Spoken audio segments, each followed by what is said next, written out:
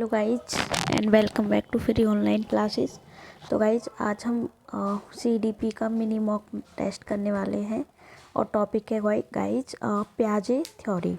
तो हम प्याजे थ्योरी का एक मिनी मॉक टेस्ट लगाने वाले हैं जिसमें 10 क्वेश्चन है गाइज। देखते हैं कितना हमने प्याजे थ्योरी को समझा है, कितना हमने पढ़ा है और उसका सॉल्यूशन डिटेल में हम देखने वाले हैं इन सारे क्वेश्चन का।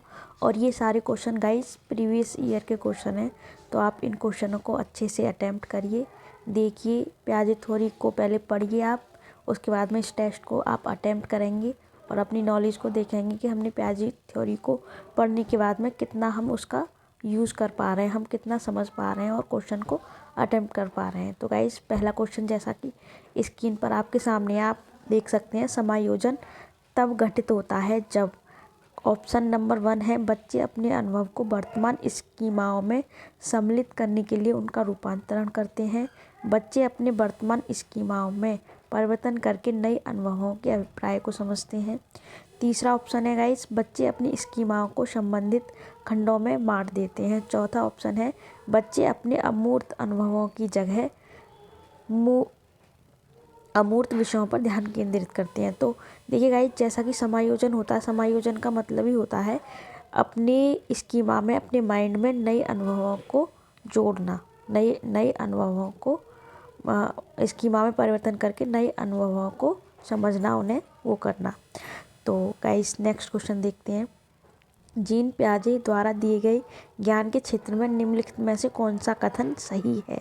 संख्याएं भौतिक ज्ञान में आती हैं क्योंकि बच्चे संख्याओं को वस्तुओं की गणना से संबंधित करके सीखते हैं। संख्याएं सामाजिक परंपरागत ज्ञान में आती हैं क्योंकि बच्चे इन्हें वास्तविक दुनिया के अनुभवों से सीखते हैं। तीसरा ऑप्शन है गाइस, संख्याएं तर्क संगत होती हैं, गणितीय ज्ञान में आती हैं क्योंकि संख्याएं वे संबंध हैं जिनकी रचना बच्चा मन में करता है। संख्याएं सामाजिक, तो ये तो हो ही नहीं सकता गाइस, सामाजिक संस्कृति का तो कोई मतलब नहीं है। इन 3 ऑप्शन में से हमें ये देखना है गाइस कौन सा सही हो सकता है। तो गाइस जितनी भी गणित होता है, साइंस होता है, जितनी भी संख्या होती हैं वो तर्क संगत गणितीय ज्ञान में आती हैं। तो तीसरा ऑप्शन हमारा सही हो जाएगा गाइस। नेक्स्ट क्वेश्चन देख लेंगे गाइस। एक 5 वर्षीय बच्चे को 16 फूलों के चित्र दिखाए जाते हैं जिनमें से 4 लाल और 15 नीले रंग के हैं।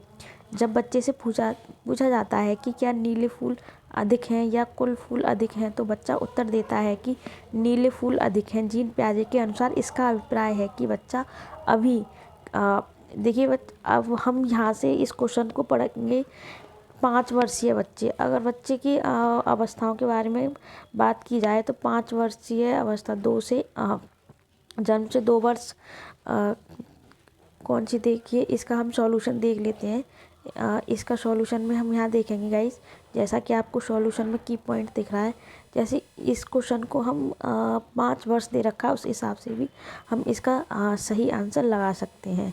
जैसे कि इसमें श्रेणीबद्धता कौन सी एज में आती है, ये हमने पढ़ा है गाइस कि श्रेणीबद्धता हमारी 2 वर्ष से 7 वर्ष के अंतर्गत आती है। ये 4 अवस्थाएं होती हैं। पहली होती है संवेदी कामक अवस्था, दूसरी पूर्व संक्रियात्मक अवस्था, तीसरी मूर्त और चौथी होती है औपचारिक संक्रियात्मक अवस्था।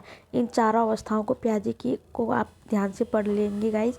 देखिए श्रेणीबद्धता जो आती है गाइस वो पूर्व संक्रियात्मक अवस्था में आ जाती है गाइस। जितनी भी श्रेणीबद्ध करना बच्चों के अंतर्गत जो जैसे ये उदाहरण के लिए जो ये क्वेश्चन दिया हुआ है, जैसे बच्चों को पेंसिलें दी जाती हैं और उनको कहा जाता है कि इन्हें श्रेणीबद्ध कीजिए, तो गाइस ये पूर्व संक्रियात्मक अवस्था में ये सारी चीज़ें बच्चे के अंदर आ जाती हैं।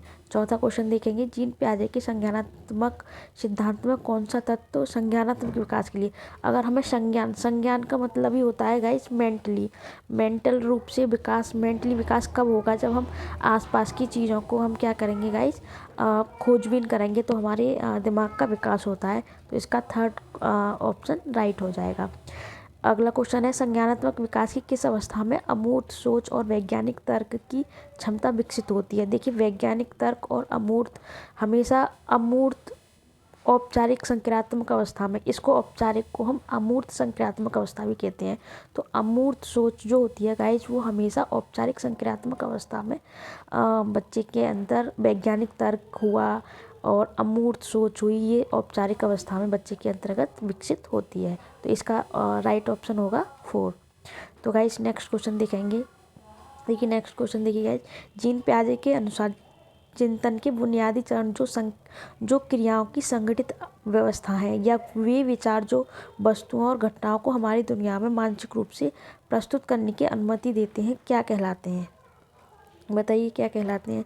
कोई भी चीज़ जो होती है हमारे स्कीमा के द्वारा होती है। कोई भी चीज़ हमारी किसके स्कीमा के द्वारा होती है। तो गाइस जैसा कि इसका राइट आंसर हो जाएगा स्कीमा। जितनी भी चीज़ हमारे चिंतन से रिलेटेड होती हैं वो स्कीमा में होती है, हमारे माइंड में होती हैं। 7 क्वेश्चन देखेंगे। मीना अब शब्दों का प्रयोग करने लगी है। मीना अब शब्दों का प्रयोग करने लगी है, वह प्रतीक को भी समझने लगी है, तर्क को भी, संरक्षण, ये सारी चीज़ें गाइस जो संरक्षण होता है बच्चे के अंतर्गत प्रतीकों के अनुसार समझना, ये समझना, ये गाइस मूर्त अवस्था में आ जाता है। ये किस में आ जाता है? और सॉरी, पूर्व संक्रियात्मक अवस्था में आता है। मूर्त अवस्था में इसमें क्या है, संरक्षण, मैंने ये पढ़ा है इसमें संरक्षण आ गया है, लेकिन इसमें क्वेश्चन में दे रखा है कि संरक्षण और क्रमबद्धता नहीं आई है अभी बच्चे का। अगर गाइस इसमें होता कि बच्चा संरक्षण और क्रमबद्धता भी कर चुका है तो इसका राइट आंसर ये होता, मूर्त संक्रियात्मक अवस्था। उसमें संरक्षण नहीं आया है तो ये क्या होगा? पूर्व संक्रियात्मक अवस्था, जो 2 से 7 वर्ष होती है। तो गाइस नेक्स्ट क्वेश्चन देखेंगे। 9 वर्षीय लीला ने बटनों के संग्रह को मापना क्या है और उन्हें वर्गीकृत करना सीख लिया है। तो गाइस जब कोई बच्चा वर्गीकरण सीख ले, उसका आकार, किसी चीज़ का आकार, तो वो अमूर्त चिंतन में अमूर्त संक्रियात्मक अवस्था में आ जाता है। तो गाइस इन चारों अवस्थाओं को आप ध्यान से पढ़ लेंगे इसकी पियाजे की थ्योरी में, तो आप उसके बाद इसको अटेम्प्ट करेंगे तो आप होपफुली सारे क्वेश्चन सही कर पाएंगे।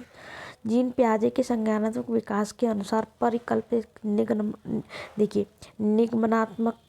निगमनात्मक हुआ, आगानात्मक हुआ, अपसारी चिंतन हुआ, अभिसारी चिंतन हुआ, ये चारों चिंतन होते हैं। ये चारों अवस्थाएं जो होती हैं वो किसके अंतर्गत आती हैं? अमूर्त के अंतर्गत आती हैं। तो इसका राइट आंसर अमूर्त संक्रियात्मक अवस्था होगा।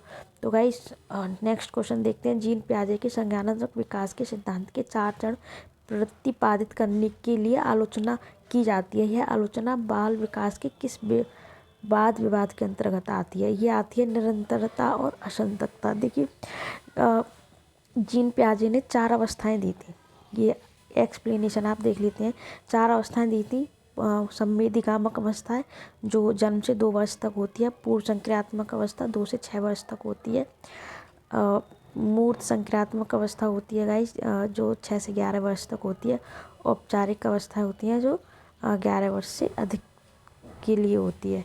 तो गाइस इन सब को बाल विकास के अंतर्गत इसमें क्या हुआ था गाइस कि ये जो चारों चरण उसने दिए थे, देखिए यहाँ देखिए, असंबंधता दृष्टिकोण चरणों सिद्धांतों को जन्म देता है, जहाँ विकास को सीढ़ियों पर चढ़ने के रूप के साथ चित्रित किया जाता है।